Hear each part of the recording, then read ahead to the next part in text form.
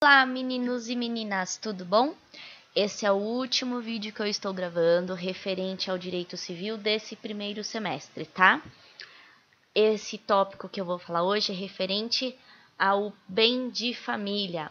O bem de família é a Lei 8.009 de 1990, que foi dada em aula e que provavelmente vai cair na prova de exame, tá? Então, o que é o bem de família? O bem de família é a proteção conferida pelo ordenamento jurídico a um mínimo de patrimônio que o cidadão tenha. É um meio de garantir um asilo à família, tornando o imóvel onde essa está instalada impenhorável. Então, o que isso significa?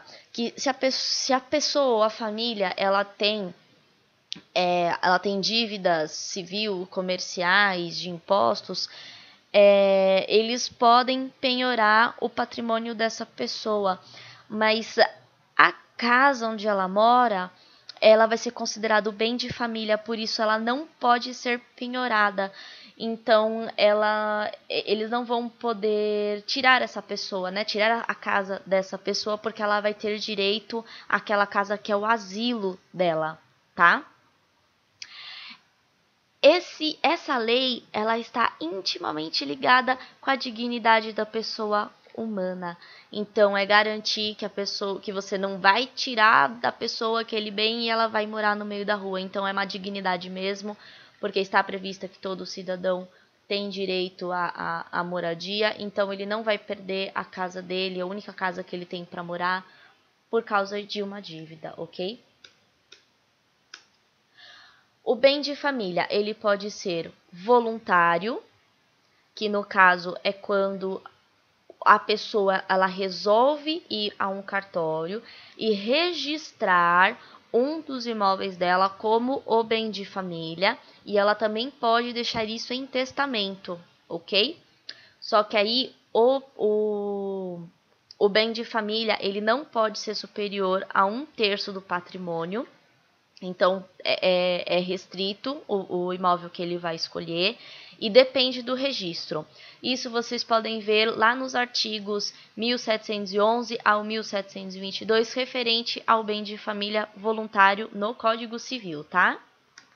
E ele pode ser involuntário. O involuntário, ele é a proteção legal pela Lei 8.009/90. Ele dispensa o registro e não tem restrição do 1/3 do patrimônio. Então, esse, independente do cidadão ter ido lá e registrado aquele bem, ele tem direito ao bem de família, tá bom? Então, o que é a Lei 8.009/90? No artigo 1º, ele define o que é o bem de família. Então, ele coloca que o bem de família não irá responder por dívida civil, comercial ou fiscal, tá? E etc. Podem ter outros tipos. O artigo 2º, ele vai definir o que não é o bem de família. Então, o que não pode ser considerado bem de família? Veículos de transportes, obras de artes e adornos suntuosos. O que é isso? Gente, a televisão gigante, as joias que a pessoa tem. Então, isso, uma televisão gigantona não garante a dignidade da pessoa humana, né? Por quê? Porque ela pode assistir em outro lugar, ela pode viver sem a televisão, ela pode viver sem as joias dela, sem as obras de arte. Então, isso não vai ser considerado bem de família. Isso pode sim ser penhorado, ser leiloado para que seja paga as dívidas dessa pessoa. A única coisa que eles vão garantir mesmo é o imóvel em que a pessoa ela tenha para viver. É o mínimo possível para que ela sobreviva, ok? Já o artigo 3º, ele é bem interessante porque ele vai falar das exceções. Então, acontece o seguinte, o bem de família, ele vai garantir que a pessoa ela tenha aquele asilo, né? Só que tem exceções, então significa assim, que mesmo que a lei ela fale que a pessoa ela precisa daquele imóvel para ela morar, se ela cair dentro dessas exceções que já estão previstas dentro da lei, não vai valer, tá?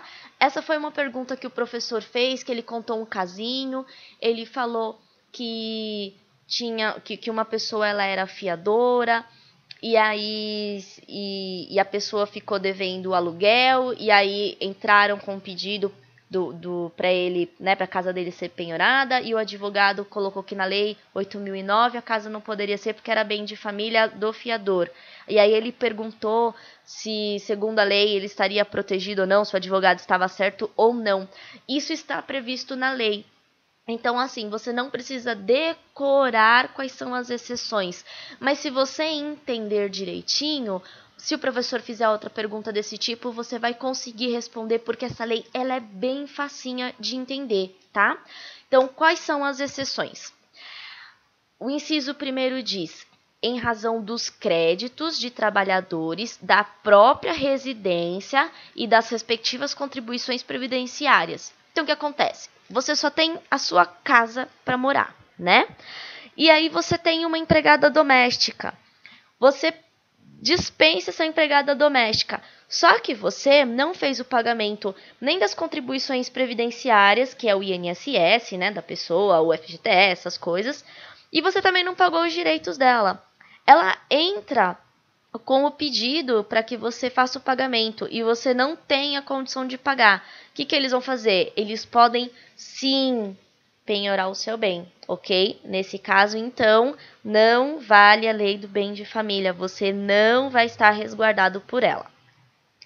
Inciso 2º. Pelo titular do crédito decorrente de financiamento destinado à construção ou aquisição do imóvel nos limites dos créditos acrescidos constituídos em função do respectivo contrato. É longo, mas é bem simples. Se você pegou um empréstimo para construir essa casa ou adquirir este imóvel e aí você ficou devendo, você não pagou esse empréstimo que você fez, que foi destinado à construção ou aquisição desse imóvel, você perde o imóvel. Então, é outro bem simples. Então, se você pegar um empréstimo para comprar esse imóvel e você não pagar esse empréstimo, você perde o imóvel, tá? Pelo credor de pensão alimentícia. Eu não sei se vocês estão acompanhando, mas pelo que eu estou entendendo, a lei ela está recaindo bem pesado para quem não paga a pensão alimentícia. Lembra lá em Direitos Humanos, o entendimento do STJ sobre o depositário infiel? O depositário infiel, eles já decidiram que não pode ser preso. Quem pode ser preso, e está previsto até no pacto da São José lá da Costa Rica, é quem é quem está devendo pensão alimentícia, tá? Para cobrança de impostos, predial, territorial, taxa de contribuições devida em função do imóvel familiar. Então, se você está devendo o IPTU da sua casa, você vai perder se você não pagar, tá? Então, você não vai estar resguardado, ele não vai ser um bem de família. Para execução de hipoteca sobre imóvel oferecido como garantia real pelo casal ou pela entidade familiar. Você vai ao banco, você pega um empréstimo para fazer qualquer outra coisa, para abrir uma empresa, para comprar um carro, para fazer qualquer coisa e você dá a sua casa como garantia. Você não paga esse empréstimo. Aí você vai falar assim, mas o empréstimo não era para comprar casa. Mas não importa, você deu a sua casa como garantia. Se você não pagar esse empréstimo, você vai perder, tá? Você não é resguardado pela lei. Seu imóvel não vai ser considerado um bem de família. O outro inciso, por ter sido adquirido com produto de crime. Eu nem vou ler o resto, gente. Se você adquiriu qualquer bem de forma ilícita, não dá, né? Não vai ser considerado bem de família.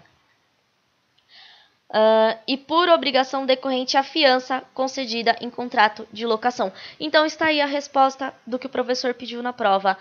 Se você for fiador de uma pessoa que alugou uma outra casa, essa pessoa não paga o aluguel. E aí o dono do imóvel dessa pessoa entra, né, com pedido para penhorar sua casa, seu imóvel não vai ser considerado bem de família. Então, no caso, o advogado ele não teria razão, porque de acordo com a lei, ele é a exceção, ele está na exceção, você não está resguardado.